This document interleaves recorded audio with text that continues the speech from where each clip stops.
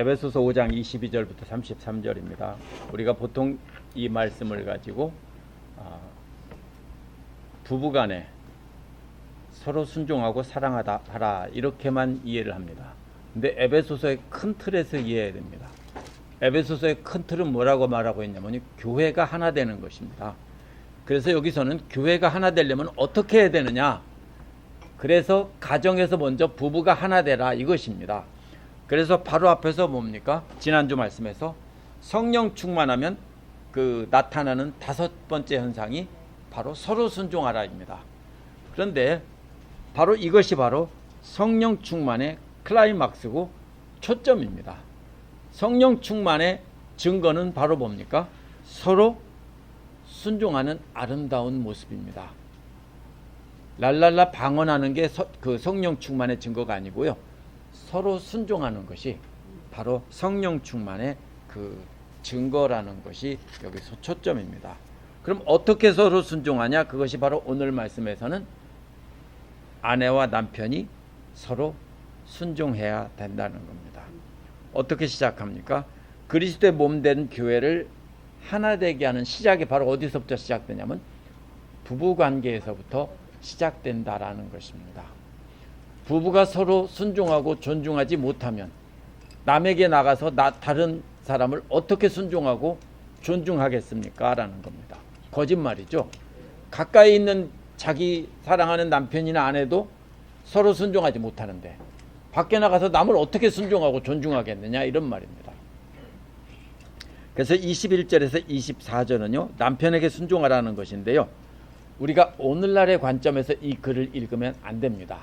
1세기 그리스 로마 사회에서 관점으로 읽어야 됩니다. 그 당시 사회는 남성 중심의 사회였고요, 여자나 아이나 노예는 사람으로 취급하지 않았습니다. 그런데 기독교가 전파되면서 심각한 문제가 생겼습니다. 예수님이 뭐라고 합니까? 어린아이를 내세우고 어린아이와 같지 않고는 이렇게 말씀하시며 어린아이를 존중하기 시작했고, 또 예수님은 여자들도 똑같이 존중해 주기 시작했습니다. 그래서 교회에서 어떤 일이 생겼냐면요, 여자나 아이들과 노예를 사람 취급하기 시작한 것이 1세기 교회입니다. 그러다 보니까 당시에 지배 계급들은 뭐라고 합니까? 아주 불순한 세력들이다. 사회 질서를 어지럽히고 전복시키려는 아주 사악한 무리들이라고 해서 핍박하기 시작한 겁니다. 그래서 21절 2절에 보면요, 21절도 한번 올라가 보십시오. 여러분은 그리스도를 두려워하는 마음으로 서로 순종하라고 했죠. 남편과 아내가 서로 순종해야 되는데 왜요? 그리스도를 두려워하는 마음 안에서 살고 있으니까, 이런 뜻입니다. 그리스도를 두려워하는 마음 안에 있으면서 서로 순종하라는 겁니다. 누구 때문에 순종합니까? 그리스도 때문에. 그리스도께서 자신을 낮추고 우리를 섬기며 이렇게 해주셨으니까 우리도 그렇게 해야 된다는 것이 21절입니다. 그것이 성령 충만의 초점입니다. 22절에서 그래서 뭐라고 말합니까? 아내된 여러분. 왜 여자를 먼저 말했을까요? 왜 여자들에게 먼저 순종하라고 했죠? 심각한 문제가 있는 것을 먼저 말하는 겁니다. 그러면서 너도 이래 이러는 겁니다. 왜 문제입니까? 여자들이?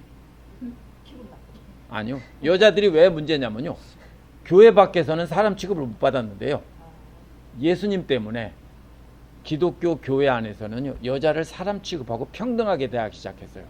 그러다 보니까 여자들이 많아지고 여자들이 교회 안에서 주름 잡고 목소리가 커진 겁니다. 당연하죠. 밖에 나가면 말도 못하는데 교회에 나가면 목소리가 커진 겁니다. 그러다 보니까 바울은 문제가 어디서 출발했냐면 여자들에게서 출발했습니다. 남자들은 당연히 세상에서 인정받고 높은 자리에 있으니까 이렇게 큰 문제를 안 일으키는데요, 여자들은 밖에서는 차별받다가 교회 오니까 평등하게 대우받으니까 교회 안에서 설치기 시작한 겁니다. 그래서 가정에서도 예수 믿는 가정은 여자들이 이렇게 남편에게 순종하지 않고 이렇게 나도 똑같다라고 이렇게 막 한 겁니다. 그래서 여자들에게 먼저 하는 겁니다. 여자들에게 기분 나쁘죠? 할 수 없어요. 근데 근데 여기서 보면요, 남편에게가 아니고요, 자기의 남편에게, 이 말이 빠졌어요. 거기에 모든 남편에게 순종하라는 게 아니고요, 자기 남편에게 순종하라는 거예요. 원어에는 분명히 그렇게 되어 있습니다. 자기 자신의 남자들에게 이렇게 되어 있습니다. 남편이 아닙니다. 원어는 남자들에게. 근데 누구요? 자기 자신의 남자들에게 순종하십시오. 뭐처럼? 그리스도께 하는 것처럼. 왜요? 여자는 좋은 것 같아요. 왜요? 남자는 맨날 가지고 축해드리고 여자는 맨날 예 받들어야 되고. 그게 언제까지냐면요, 우리 세대까지가 끝이에요. 우리 세대 이후에는 절대로 그러지 않습니다. 예, 우리 세대가 끝이에요. 그걸로. 그래서 우리 이전 세대, 부모님의 세대를 보고 자라서 우리도 그게 남아있는데, 우리 자녀들한테는 이제 그게 없습니다. 왜냐하면 가족 제도가, 대가족 제도가 무너지면서부터 그러한 그 남자와 여자, 어른과 아이 위계 질서가 많이 사라졌어요. 그래서 여기 보면은 23절에서 뭐라고 말합니까? 그리스도께서 교회의 머리 되신 것처럼, 이 아니라 원어는요, 왜냐하면 남자는 여자의 머리입니다. 이 말이 먼저 나옵니다. 남자는 여자의 머리입니다. 머리이기 때문입니다. 그 다음에 나온 것이 그리스도께서 교회의 머리인 것처럼. 또 뭐 그리스도가 뭡니까? 주와 구주라고 되어 있죠. 예, 몸의 구주라고 되어 있죠. 몸의 구주. 이 구주라는 말은 원래 예수님께 쓰던 말이 아니고 로마 황제에게 쓰던 말이에요. 로마 황제를 주라고 부르던 말입니다. 보호자, 공급자입니다. 이 주라는 말은 왜 보호자입니까? 황제는 자기 나라 사람들을 보호할 책임이 있습니다. 군대를 동원해서. 그리고 뭘 줍니까? 먹을 것을 제공해야 될 의무가 있습니다. 그래서 백성들에게 먹을 것을 제공하고 이렇게 해서 했던 겁니다. 만약에 부족하면 어떻게 합니까? 이웃나라 쳐들어가서 뺏어가지고 와서 자기 백성들에게 나눠주는 것이 황제의 일이었습니다. 그래서 공급자, 보호자라는 뜻인데요, 바로 우리 주 예수님이 우리 몸의 구주라는 겁니다. 그것처럼 남자는 여자의 머리라는 겁니다. 이 말이 무슨 뜻인지 잘 알아요. 지시하는 사람이라는 뜻이 아닙니다. 바로 이 로마 황제와 같은 역할을 했습니다. 뭡니까? 그 당시 여자가 나가서 경제활동을 하고 돈 벌 방법은 아무것도 없었어요. 남자가 뭐합니까? 돈을 벌어서 가족을 공급하고, 먹을 것을 공급하고, 또 뭐를 해야 됩니까? 보호하는 역할을 하는 것입니다. 남편도 로마 황제처럼 보호자, 공급자 역할을 했던 겁니다. 오늘날 사회와는 전혀 다릅니다. 오늘날 사회는 여자들도 똑같이 나가서 일하고 똑같은 보수를 받을 수 있고요, 여자와 남자를 차별하면 남녀차별금지법에 따라 어떻게 됩니까? 벌을 받습니다. 그렇죠? 근데 그게 너무 심해서 지금은 문제라고 그러죠. 왜냐하면 힘쓰는 것만큼은 그건 차별해야 당연한 거죠. 왜 그러냐면은 제가 한꺼번에 200파운드를 들 수 있는데 집사님들이 50파운드 든다면은 똑같이 만약에 짐을 나른다면은 똑같은 월급을 주라는 것은 말이 안 됩니다. 근데 오늘날 차별금지법에서는 어떻게 합니까? 그렇게 자꾸 적용하고 있어요. 미국과 한국에서 많은 경우. 천국은 지금 애들은 잘하는 애들은 그렇게 잘하면 이 말씀대로 안 살고 있잖아요. 그럼 지금 애들은 천국을 못 간다는 얘기 아니에요? 아니, 그런 뜻이 아니에요. 아니, 내가 생각하기에 예. 무슨 말이냐 목사님, 그게 생각이 들어가. 그래서 그 당시의 사람들이 우리가 이해를 하려면은 이 몸의 구주라는 말은요, 보호자고 로마 황제가 공급자였고, 예수님이 바로 우리의 몸의 보호자고 공급자인 것처럼 남자도 머리라는 말은 남자도 역시 여자를 보호하고 먹을 것을 공급해 주는 사람이다, 이 뜻이에요. 이게 지시 내리는 사람이란 뜻이 아니라 보호자와 공급자라는 뜻입니다. 이 당시 사회를 가지고서 이해를 해야 돼요. 24절에서 뭐라고 말합니까? 24절의 원어에는 그러나가 있는데요. 말이 안 되니까 대부분 영어 번역에서 now라고 번역했어요. 근데 그러나가 맞아요. 왜 그러나입니까? 그러나 교회는 그리스도께 순종합니다. 이겁니다. 무슨 말이에요? 너 여자들은 남편에게 순종 안 하지? 그러나 교회는 그리스도께 순종합니다. 이 뜻입니다.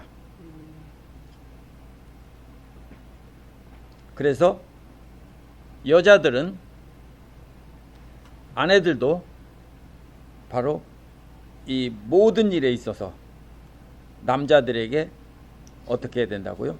순종하라는 거예요. 아내들은 남자가 공급자인 줄 알면서도 순종하지 않았어요. 왜? 모든 집안일은 여자하고요. 또 어떻게 합니까? 경제적인 모든 집안에서 살림은 여자가 하기 때문에 실권이 누구한테 갑니까? 오래 살다 보면 여자한테 갑니다. 그래서 여자들이 말을 안 들었어요. 특히 그리스도인들은요.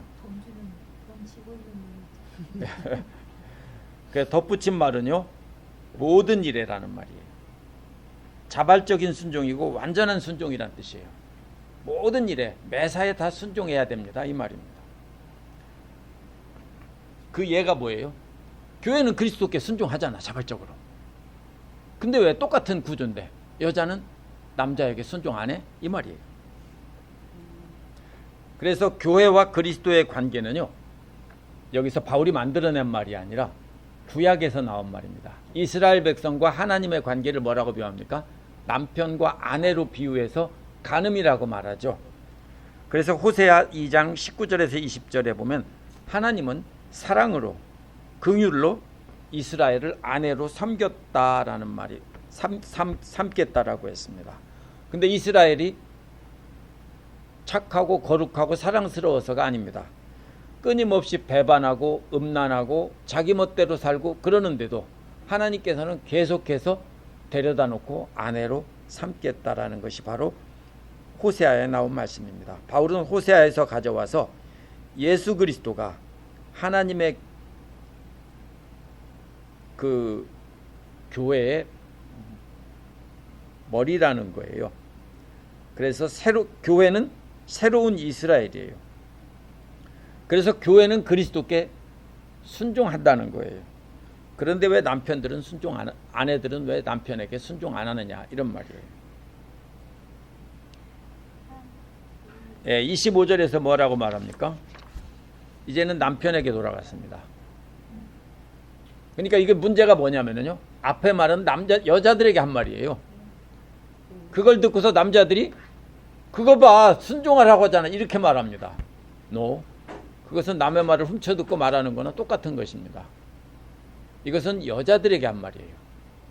그 다음에 남자들에게 뭐라고 말합니까? 남자들이요, 이렇게 말합니다. 25절에 남편 된 여러분, 이게 아니라 원어는 남자들이요, 이런 말입니다. 남자들에게는 반대말로 다스리라고 했어야 됩니다. 왜냐하면 순종하라는 말의 반대말은 다스리라는 말입니다. 순종하라는 말의 반대말은 사랑하라는 것이 아닙니다. 그렇다면 남편들에게 다스릴 권한을 준 게 아닙니다. 머리라고 한 것도 다스리는 머리라는 뜻이 아닙니다. 사랑으로 섬기라는 머리라는 뜻입니다. 어떻게 해요? 공급하고 보호해주면서 사랑으로 섬기라는 겁니다.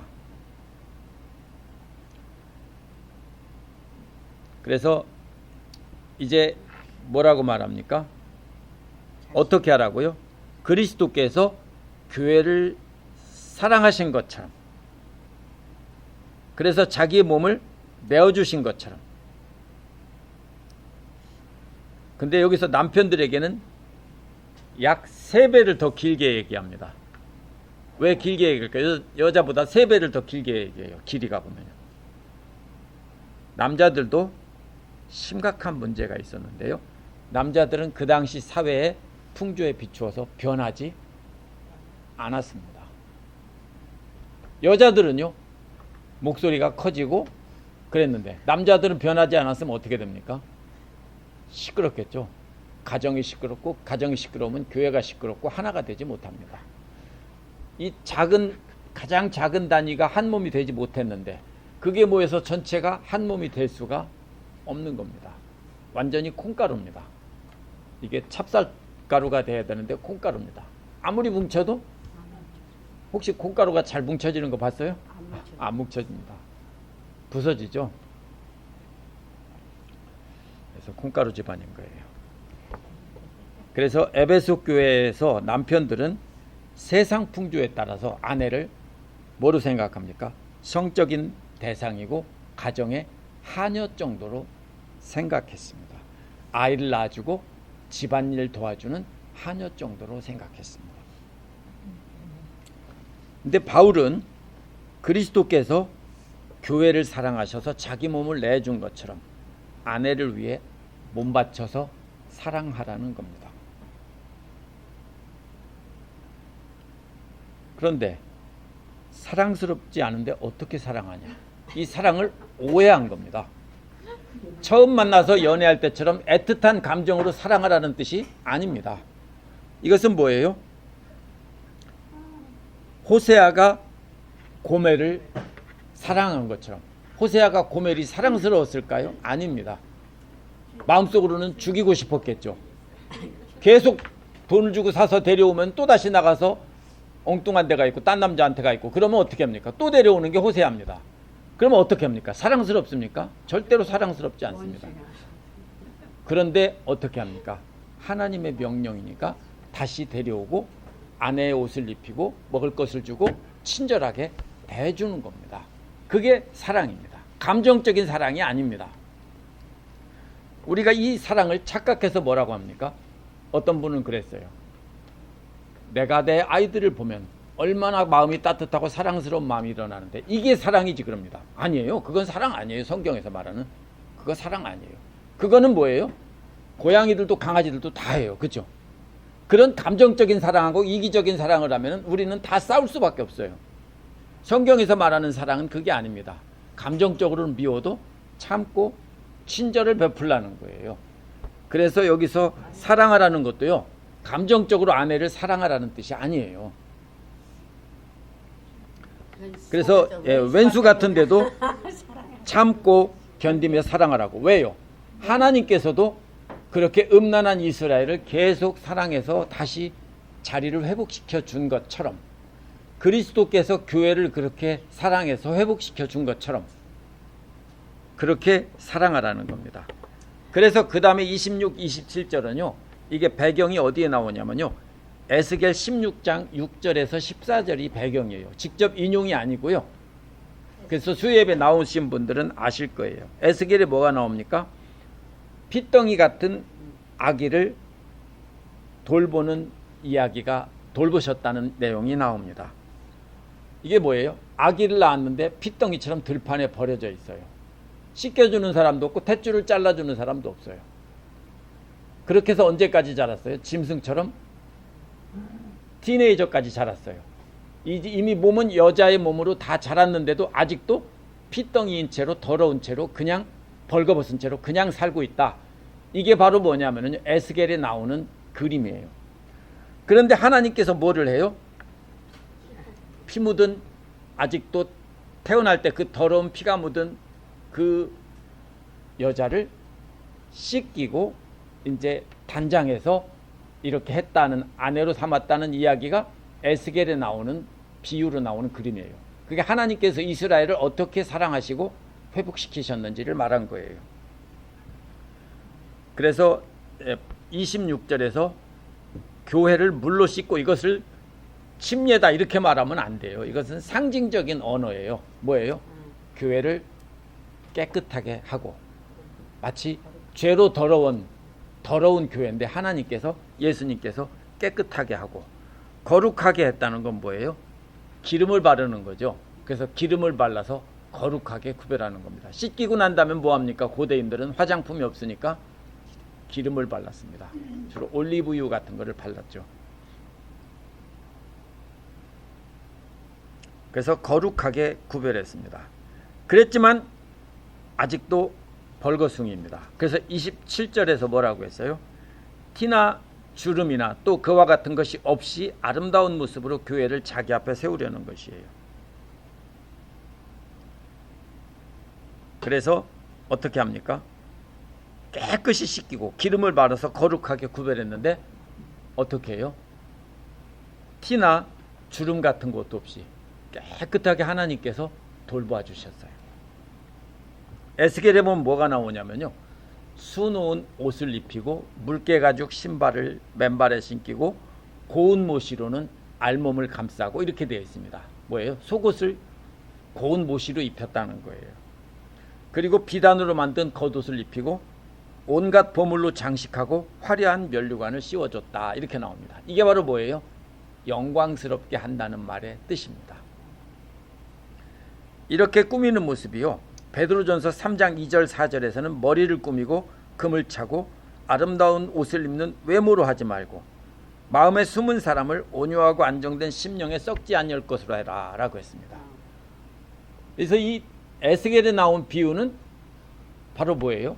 실제로 이렇게 왕비처럼 꾸며준다는 뜻이 아니라 하나님께서 그렇게 거룩하고 아름다운 존재로 만들어줬다는 거예요. 그래서 베드로는 뭐라고 합니까? 그것을 심령이 그렇게 거룩하고 아름다운 사람이 되어야 된다라고 말하고 있는 겁니다.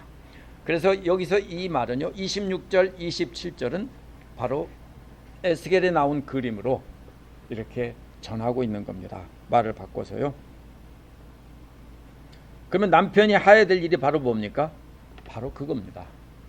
아내를 씻기고, 실제로 씻기라는 게 아니고요, 깨끗하게 하고 또 기름을 발라서 거룩하게 하고 아름답게 꾸미고, 이게 다 뭐로 하는 겁니까? 하나님 말씀으로 하는 겁니다. 왜냐하면 여자는 하나님 말씀을 배울 때가 어디밖에 없습니까? 남편밖에 없어요. 아이들은 누구한테 배웁니까? 남편한테 배워요. 남자아이들은 그래도 가끔 어디 갑니까? 성전에 가고 이런 데 가서 배울 수 있지만은 여자들은 배울 길이 없어요. 그러니까 누구한테 배웁니까? 남편한테 배웁니다. 그러면 여자를 깨끗하게 하고 아름답게 꾸미고 고운 모시 속옷을 입히고 비단 겉옷을 입히고 금귀걸이 차고, 이 모든 것은 다 바로 뭐로 하는 거냐면요, 남편이 바로 하나님 말씀으로 그렇게 가르쳐서 여자를 그렇게 하나님께 보시기에 아름다운 심령으로 만들어줘야 한다, 이런 뜻입니다. 근데 하나님 말씀은 지금 여자들도 교회를 나가잖아요. 그러니까 우리가 그 당시의 배경을 가지고 이해를 해야 되고요. 오늘날도 남편과 아내가 함께 믿는다고 하면 어떻게 됩니까? 남편이 아내에게 본보기가 돼서 행함과 또 말씀으로 계속 가르치고 이렇게 인도하고 해야 되는 것이죠. 옛날이나 오늘날이나 똑같습니다.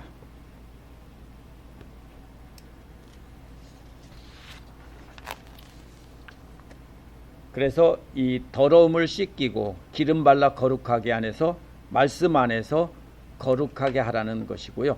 그리스도를 흉내내서 온유하고 정숙한 영혼이 되도록 가르쳐야 된다는 겁니다. 그래서 그것이 27절이고요. 이 흠이라는 말은 피부의 점이에요. 주름은요, 피부가 구겨진 것이에요. 그리고 그와 같은 것은요, 그 밖에 어떤 아름답지 못한 것도 있으면 안 된다는 거예요. 이게 실제로 우리 몸이 잡티 하나 없이 깨끗하고 주름 하나 없이 깨끗하다는 게 아니라 우리가 영적으로 그렇게 하나님 앞에서 흠도 없고 잡티 하나도 없고 주름 하나도 없이 완벽하게 아름다운 존재가 되어야 된다는 것의 비유입니다.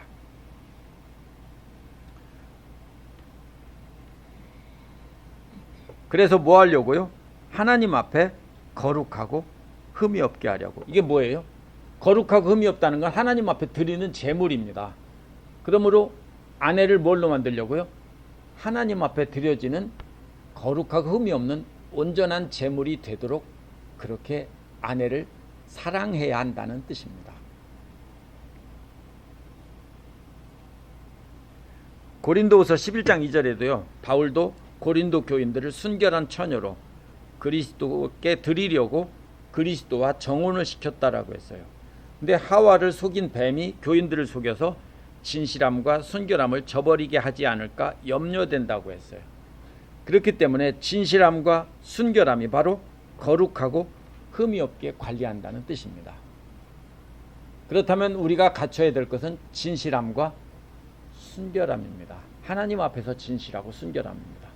오늘 아침 묵상 말씀에서도 바로 아나니아가 거짓말을 한 것은 착한 일을 하고도 죽었죠. 왜냐하면 자기 재산을 팔아서 교회 앞에 내놨는데도, 많은 양을 내놓고 조금만 떼어가졌는데도 죽었죠. 거짓말. 왜요? 거짓말을 했기 때문에. 그게 뭐예요? 원래 이렇게 했어야 되죠.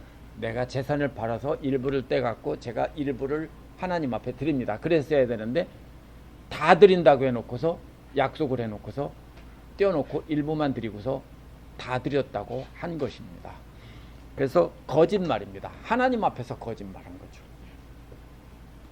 그런 것이 바로 그 진실함이 없는 거고 순결하지 않은 거죠. 처음 창조되었을 때 어떻게 합니까? 아담과 하와는 그렇게 창조되었습니다. 서로 사랑하고 그렇게 섬기고 이렇게 하면서 살도록 되어 있었습니다. 근데 사탄에게 속아 넘어가자 인간들은 성적 탐욕의 폭군이 되고 성적인 노예가 돼서 여자를 자기 중심적으로 뭡니까? 물건처럼 이용한 겁니다. 수천 년 동안 그랬죠. 계속해서 수천 년 동안 그렇게 해왔습니다. 여자는 그러니까 어떻게 합니까? 2년마다 애를 낳죠. 오늘날처럼 그 피임할 기술도 없으니까 어떻게 됩니까? 10명씩 12명씩 낳고 쭉 애를 낳고 애 키우고 집안일하고 이렇게 쭉 하다가 농촌에서 그 애기 들쳐없고, 그죠? 막 일하고 그러죠. 앞에다 메고 뒤에다 메고 일하고 이렇게 하면서 일을 하면서 했습니다. 우리 어머니 세대까지도요. 불쌍해. 그게 우리나라만이 아니고 전 세계 모든 사람들이 다 그렇게 살았어요. 그런데 예수님 때문에 여자들이 사람이 된 거예요. 그래서 교회는 이제 그렇게 하면 안 됩니다. 그래서 28절에서 뭐라고 말합니까? 이와 같이 남편도 아내를 자기 몸과 같이 사랑해야 합니다. 자기 아내를 사랑하는 것은 곧 자기 몸을 사랑하는, 자기를 사랑하는 것입니다. 그랬습니다. 이와 같이가 뭐예요? 그리스도께서 더러운 신부를 씻기고 기름 바르고 귀한 옷을 입히고 보물을, 금거리, 금귀고리, 금반지 막 이런 것을 주렁주렁 채워주고 머리에는 왕관을 씌워주는 것처럼 그리스도께서 교회를 그렇게 하셨다고요.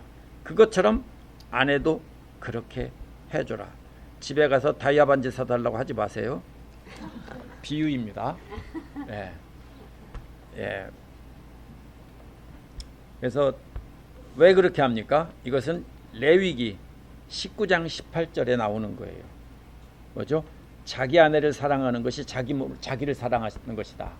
레위기 19장 18절에 뭐가 나옵니까? 이웃 사랑하기를 내 몸과 같이 하라. 그래서 여기서 이웃을 뭐로 바꿨어요? 아내를 사랑하는 것으로 바꾼 겁니다. 왜요? 가장 가까운 이웃은 아내입니다. 아내나 남편이 항상 사랑스럽고 편안합니까? 아니겠죠. 저 인간은 왜 저렇게 하나 이럴 때가 많이 있겠죠. 나는 안 그래요. 그런데 바로 그렇게 하면서도 어떻게 합니까? 우리가 하나님의 명령이고 예수님의 명령이니까 우리는 그렇게 해야 된다는 겁니다. 자기 몸을 함부로 하는 사람이 없죠. 누구나 자기 몸은 아낄 줄 알죠. 이기적이다, 이 말이 사실은 100% 옳은 말은 아니에요. 사람은 다 이기적이에요. 근데 다른 사람에 비해서 조금 심하다 그러면은 쟤는 이기적이야 이렇게 말하는 겁니다. 그러나 우리는 다 이기적이지만 참고 상대방을 섬기고 상대방을 위하고 상대방을 사랑하며 살아야 된다는 것입니다. 우리 속성이 그렇게 섬기고 사랑하며 살도록 창조 그렇게 되어 있다면은 서로 사랑하고 섬기고 이렇게 안 하죠. 근데 타락한 인간들은 자기만 사랑할 줄 압니다. 그래서 상대방을 사랑하라는 겁니다. 29절에서 뭐라고 말합니까? 자기 육신을 미워하는 사람은 없습니다. 없죠. 누구나 자기 육신을 먹이고 돌보기를 그리스도께서 교회를 그렇게 하는 것처럼 한다는 겁니다. 누구나 다 자기 몸에게는 좋은 것을 먹이려고 하고 안 좋은 것은 남을 주려고 합니다. 그렇죠? 근데 제 아내는 좋은 거 놔주려고 해요. 그래서 우리는 그리스도의 몸매 지체이기 때문에 좋은 것도 이게 뭐 알았습니다. 말 듣다 보니까 뭐 남편한테 딱 예, 집사님들 다 좋은 아내들. 예, 우리도 더 할게요. 예. 그래서 몸된 교회를 예수님께서 사랑한 것처럼 그렇게 자기 몸 아끼듯이 아내를 사랑하라. 뭐가 좋습니까? 그 순종하라는 것보다는 사실 사랑하라는 게 훨씬 어렵습니다. 그렇죠? 자기 몸 아끼듯 그렇게 사랑하고 아끼고 돌보는 것이 훨씬 어렵죠. 그래서 31절에서 33절은 뭐라고 말합니까? 둘이 한 몸을 이루라는 것입니다. 이 말씀이 어디서 나오죠? 창세기에서 나오는 겁니다. 부모를 버리고 떠나는 것이 결혼한 아들, 딸을 바로 세우는 겁니다. 그런데 뭐라고 합니까? 결혼하면서 사위를 얻으면 아들 하나 생겼다고 생각하라. 그러면 큰일이에요. 그렇죠? 며느리 얻으면서 딸 하나 생겼다고 생각하라. 그러면 무슨 말이냐면요. 아들도 내 거, 며느리도 내 거 이렇게 되는 겁니다. 그렇게 되면 안 돼요. 성경의 원리는 뭐예요? 떠나보내고 어떻게 해요? 남처럼 여기라는 뜻이에요. 왜요? 만약에 그렇게 안 하면은 두 사람 사이에 부모가 끼어서 어떻게 합니까? 접착제가 되지 딱 한 몸이 되지 못하도록 이물질의 노릇을 하게 돼요. 반드시 하게 돼요. 누구나 다. 그래서 뭐예요? 다 무슨 사연이나 갈등은 보면 다 어디서 나와요?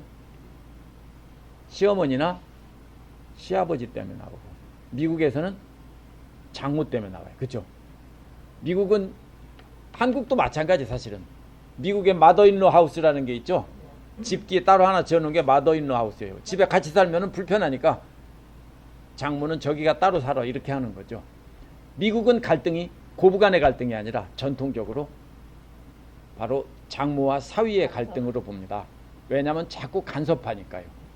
그래서 이것이 바로 뭐냐면 성경적인 원리를 우리가 알았다면은 우리는 자녀를 결혼하면은 떠나보내야 되고 떠나서 한 몸이 되어야 되는 겁니다. 그게 원래 성경적인 원리인데요. 여기서 한 몸이 된다는 거는요, 합한다는 말은요, 강력 접착제를 발라서 다시는 뗄 수 없게 붙인다는 것을 뜻하는 말이에요. 나무 같은 거로요, 나무 접착제, 악교 같은 목공본드로 나무를 붙이면은요, 떼려고 하면 나무가 떨어질지언정 그거는 안 떨어지는 경우가 많아요. 그렇죠? 가죽 접착제 같은 것도 마찬가지예요. 그런 걸 딱 붙이면은요, 떼려고 하면 껍질이 벗겨지지 그게 띡 떨어지지는 않아요. 바로 그런 것처럼 생각해야 돼요. 만약에 떼려고 하면 어떻게 됩니까? 살점이 떨어져요. 그렇죠? 근데 남자들은 어떻게 하죠? 귀찮으면, 사랑스럽지 않고 귀찮으면 떼버리고 딴 여자 또 얻는데, 그러면 누가 떨어집니까? 여자의 살점만 떨어지고 남자는 여자의 살점을 덜렁덜렁 매달고 다닙니다. 그게 전통적으로 그 남자들이 그렇게 해왔습니다.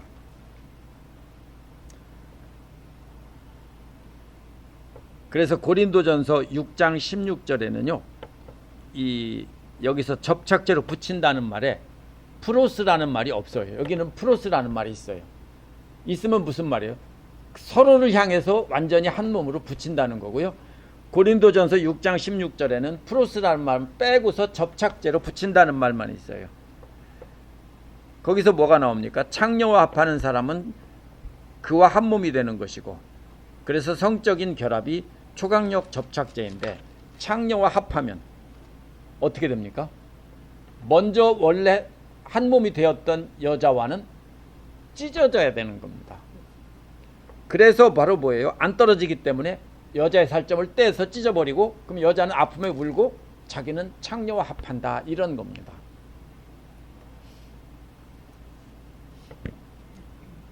그렇기 때문에 둘이 한 몸이 되고 절대로 찢어지게 하면 안 되는데, 부모가 잘못하면은요, 우리 시대가 잘못하면, 우리 전통적인 사고방식에서 우리는 그렇게 배웠죠. 그러니까 우리도 아무리 나는 안 그래야지 해도 우리도 모르는 사이에 자꾸 간섭하고 소유하려고 하는 그런 경향이 있어요. 그렇기 때문에 우리는 바로 자녀들을 떠나보내야 되는 겁니다. 그래서 한 몸이 되게 하는 거고요. 그래서 이 비밀이 크다고 했죠. 비밀이란 무슨 말이에요? 소수에게만 알려지고 나머지에게는 드러나지 않은 겁니다. 창세기 2장 24절에서는 결혼의 원리로 말씀하셨는데 그 안에 그리스도와 교회와의 연합의 비밀을 숨겨놓았다 이런 뜻이에요. 창세기를 인용하면서 뭐라고 해요? 이 비밀이 큽니다. 뭐예요? 창세기에서 결혼의 이야기를 왜 했냐면요. 이게 그리스도와 교회의 연합이 바로 거기에 숨겨져 있다 이 뜻이에요. 그래서 창세기를 인용한 거예요. 그래서 교회를 두고 나는 그리스도와 교회를 두고 이 말을 합니다. 어떻게 한다고요? 그럼 똑같아요. 사람이 부모를 떠나 어떻게 합니까? 아내와 합하여 한 몸이 되는 것처럼 그리스도와 교회가 역시 그렇게 한 몸이 됐다라는 겁니다. 그러면 남편과 아내도 역시 한 몸이 돼서 그리스도 안에서 한 몸을 이루어야 된다라는 것을 말하고 있습니다. 여기서 분명히 나오는 게 뭡니까? 부부간의 화목이 초점이 아니에요. 교회가 하나됨이 어떻게 이루어지느냐? 바로 그 가장 작은 세포인 부부간의 한 몸이 되면 그 원리는 그리스도와 교회가 한 몸이 되는 것과 똑같다라는 겁니다. 그래서 이 그리스도와 교회를 두고 이 말을 한다라고 했고요.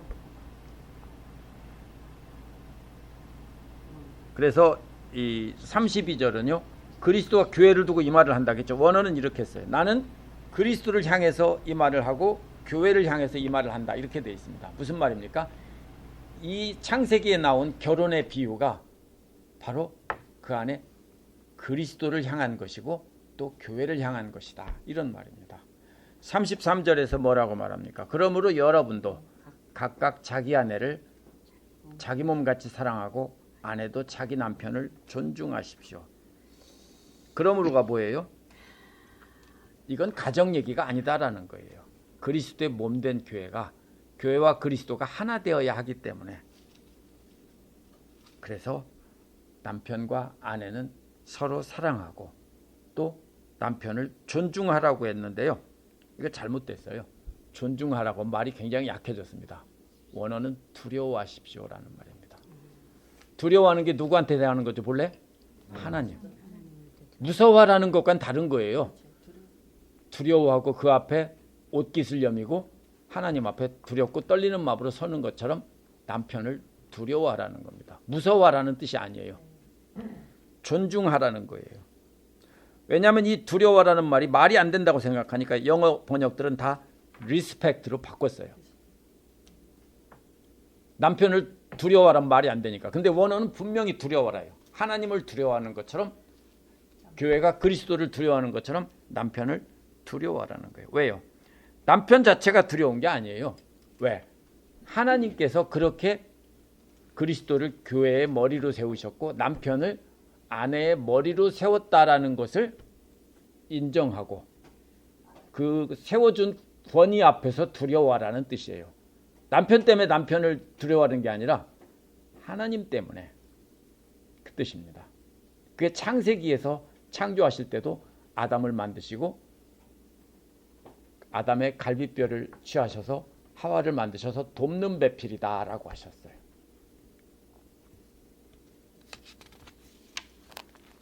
그래서 이 말씀을 잘못 읽으면요, 결혼식 때 부부관계 가지고서 이렇게 결혼식 축사하는 말씀으로 많이 사용합니다. 그러나 이 말씀의 초점은 부부관계가 아닙니다. 이것은 교회와 교회의 하나됨입니다. 계속해서 우리가 읽어야 될 것은 에베소서 전체의 주제는 교회의 하나됨입니다. 왜 에베소도 있고 빌립보도 있고 다른데 고린도 교회도 있고 갈라디아 교회도 많이 있는데 왜 하필이면 에베소 교회한테 이 교회를 이야기했을까요? 에베소만 얘기한 게 아닙니다. 모든 교회를 얘기했는데 에베소 교회는 그 당시 오늘날 터키 지역에 있는데요. 뭐냐면 우상 숭배의 중심지고 본부에 있습니다. 그래서 우상이 가장 많은 곳, 설치는 곳에 있고 거기서 에베소 교회가 세상을 따라가기 가장 좋은 위치에 있었기 때문에 특별히 에베소 교회에게 또 그런 문제가 많이 있었기 때문에 에베소 교회를 두고 말한 것입니다. 그래서 아내들이 남편을 존경하고 두려워해야 되는 이유는 하나님 명령이기 때문입니다. 교회가 하나 돼서 세상이 빛이 되게 하려면 아내가 남편을 두려워하고 존중하고 이렇게 높여주고, 남편은 목숨 걸고 아내를 보호하고 사랑하라. 그렇게 해서 하나가 되면 교회는 그 작은 부품들이 합쳐져서 교회 전체가 하나 될 수 있다. 이것입니다. 근데 가정에서는 남편과 아내가 따로 국밥이고 서로 무시하면서 교회 나오면 남을 존중할 수 있느냐? 절대로 그럴 수 없습니다. 라는 겁니다. 가정에서 먼저 배우는 겁니다.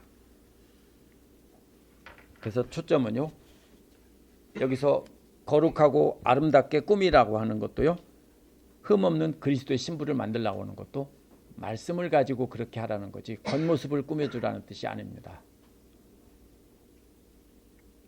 기도하겠습니다.